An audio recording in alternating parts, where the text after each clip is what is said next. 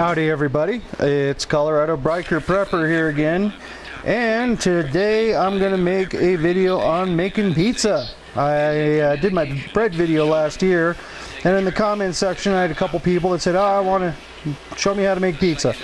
I want to know how to make pizza. So I said okay, I was going to make it for dinner anyway, so what the heck, I'll make a video. So I've got my regular bread dough here, just stuff that I make on a regular basis.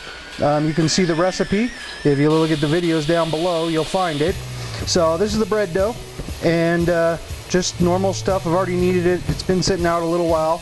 So we're just going to roll it out here. And I'm just using an old beer bottle. This is one of the good beers, and it's really thick glass. I don't really use a rolling pin. I'm better with this than I am an actual rolling pin. So we're just going to roll it out here. I've got it on a floured cutting board. And this is a lot cheaper. This dough right here, just this one chunk of dough, this represents probably about 3 cents, 4 cents worth of ingredients.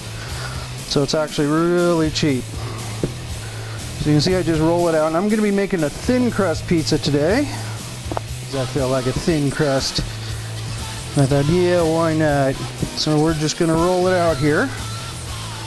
Only takes a couple minutes, as you've noticed, maybe even a minute. Got lots of practice. I ate a lot of pizza. Alright, there we go. So, alright.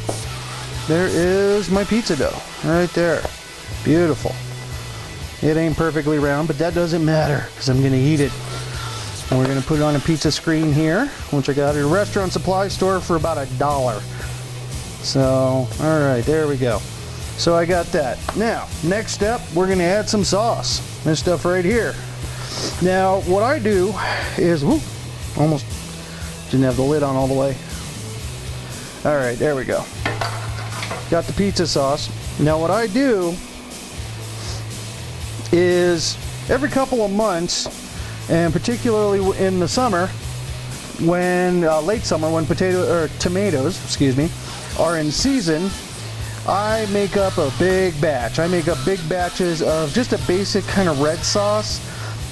It's not that complex. It's basically tomatoes, some tomato paste, and just salt, pepper, maybe a little bit of oregano, but not much, or basil, but I just make a basic marinara. And out of that marinara, I've got probably about 8 or 9 of these half-gallon jars left. I had 12 when I made one batch, so I had 6 gallons of sauce. I can use that for making pizza, making calzones, making even Indian food. I use it as a base. I can use it as a base for soups. So it's just basically a simple base. That's all I need it for. So, and then we're just going to take it and spread out this sauce. Now you don't want to drown it in too much sauce if you like sauce, but you need a decent layer. Now for sauce, you can also use just a real basic. What I've done is just olive oil. I'll just do olive oil and Parmesan cheese. It's just the grated Parmesan. And that works good too. That's really nice. So there we go. Got the sauce on there. Beautiful. Next, we're going to put a thin layer of cheese on the bottom. And I buy food in bulk. I buy large quantities, and it lasts me quite a while. So we're just going to take a handful of cheese here, put that on, spread it out. Alright. And just like any good cooking show, I've already got all my ingredients all prepped. So I'm going to make a good pizza tonight. And the nice thing about this is you get to make your own. And this right here, that's probably another 3 or 4 cents worth of cheese, maybe 5 cents. So we're up to, what, 8 cents? So, because I do buy in large quantity.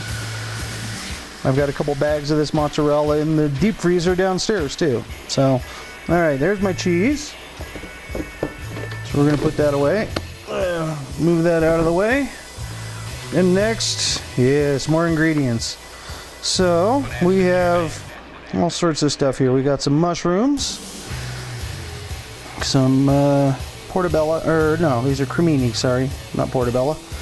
These are cremini mushrooms. Once again, I buy them big quantity, and I use them pretty quick. A little hint for everybody: when you're storing mushrooms in the refrigerator, do not store them in a plastic bag, because mushrooms, they'll actually continue to grow a little bit, and they'll actually sweat a little bit too as they continue to grow. You've probably noticed they get slimy. What I recommend, and it works great, is store them in a paper bag. Nice thing about a paper bag is it allows the mushrooms to breathe, and it's dark, so they'll actually continue to grow a little bit if they're still fresh. And if you don't use them in time, instead of turning slimy and nasty, they dry out. It's basically food preservation. They preserve themselves in the refrigerator. It's almost like a really simple version of freeze drying, but they dry themselves out almost completely. And then if they dry out, I haven't used them and they dry out, then I just take them and put them in a mason jar when they're completely dried out. I'll take them, put them in the sun for a full day before I put them in the jar, and that dries them out completely. So we're going to do some salami here. I love salami. Dead animal. Love it. So we got some salami. Alright. Now, one thing you do have to consider when making a pizza is you don't want to put too many ingredients on, particularly ones like salami that have a high fat content or that are high in moisture, because then you're going to have to cook it longer to keep it from getting all slimy, and the center of the pizza won't cook thoroughly. It'll get wet and it won't cook all the way through. Alright. And then I've got some spicy olives here. These are the nice hot ones that I get. And I get these just the local grocery store. They got an olive bar. And when I do, I buy a good quantity. Nice thing about olives too is a good brine cured olive. This is one of those storage foods. These are one of these storage foods that can keep for an incredibly long time. They have found, archaeologists have actually found jars, shipping jars, at the bottom of the Mediterranean that were 12 to 1400 years old. The olives inside them, the jars didn't break when the ship that they were being shipped in sank. The jars didn't break, and they were sealed. They were clay jars, and they were sealed on the top with wax.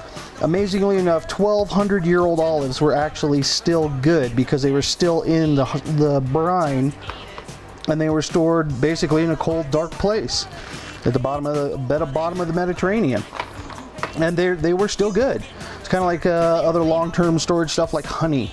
Honey lasts forever, but olives, they will last an incredibly long time as long as they are still stored in their original brine, in the salt water, because it's way too salty for bacteria, anything, bacteria, fungus, any of that to live.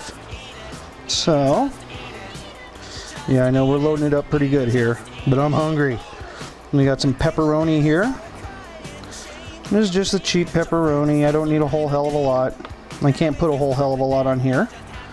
So, we're going to put that on. Oh, I hope I'm making you hungry. Yeah, I'm getting hungry. Just doing, I'm going to eat a piece of pepperoni straight because I love this stuff. And then, I'm going to put on some fresh chives from my window box. I just cut these just a few minutes ago. So they're nice and fresh. Fresh chives. There we go, get the last of them out there. And then some crushed pine nuts, and I'm just using my hand to crush them up. Once again, I bought these in bulk, so they were a lot cheaper than if you bought a little jar, a little package of them at a regular grocery store. These I got in a bag at Costco, and the bag lasts me a year and a half. So there we go. And things like pine nuts, they don't need to be refrigerated. They've got a high enough oil content in them that will keep them good for a long time. So, we got that.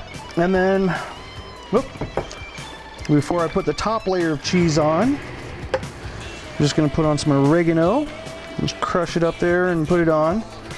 And once again, buy huge containers.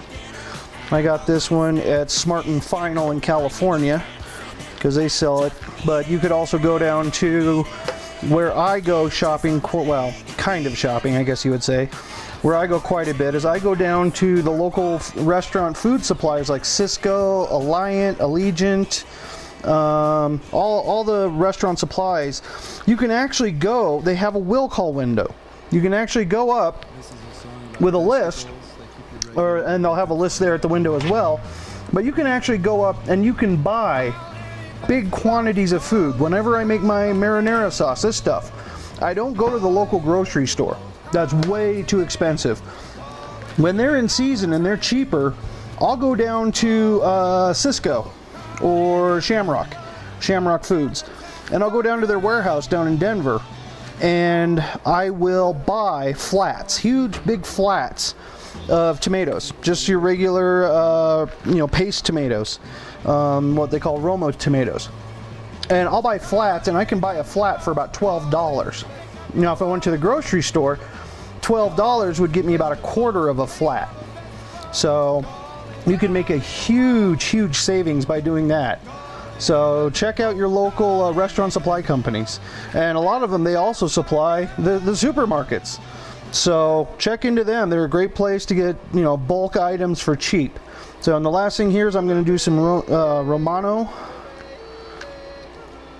and this is a Costco Romano. I just get it at Costco in a big bag. I freeze half of it and put the other half in this container. There we go. There's our pizza. Look at that. Oh, that looks good. So, there's the pizza. That's it. That's all it takes to make a pizza. With all the ingredients on there, everything included, the cheese, the meats, all of that, this pizza comes out to a food cost of approximately $1. And that's my dinner. That's a $1 dinner. So you can see why I live on them all the time. It's cheap, it's good. I can put whatever the hell I want on it, as much or as little as I want, and I can cook it the way I want to cook it. So there's your pizza. That's it. So I'm going to put this in the oven, and we'll get back to it. And it only takes about 10 to 12 minutes for something this size, maybe 14, just to be on the safe side, make sure that the center is cooked properly. I'm going to cook it at about 425 to 450 degrees for 12 to 14 minutes. So, but that sure as hell beats from the grocery store. So we'll check back in about 14 minutes when it's done. Okay, well, here's the pizza going into the oven. And you can see I've got it at about 450 degrees, and I'm also putting it on the bottom rack just because I like a nice crispy crust. So we're going to give it 12 minutes at 450, and we'll be back in a moment. Alright everybody, well, the timer just went off. You can probably hear it there, and it is time for dinner. Oh, look at that. Look at that. Now that's a pizza. I'm gonna check underneath. Oh, nice. Oh, nice brown crust. Everything. Put that in there. And then we're gonna take it off of the pizza screen to cool for just a minute. I don't want to. There we go. Take it off the pizza screen. Oh, beautiful. Look at that. Now that's a pizza. All right, we're gonna let it cool there for a few minutes. I'm sure all of you have probably at one point, all of you at one point have bitten into a pizza that's way too damn hot and burned the skin off the roof of your mouth. So, but that's it. That's a homemade pizza. That's how you do it. So I'll be coming back with more cooking videos. Remember, go ahead, click down below, subscribe, rate it, comment, all the rest. Got any questions? Put them in the comment box. Love to hear from you. Until next time, keep on prepping. Try the salami, Tommy. Give with the gravy, Davy. Everybody eats when they come to my house.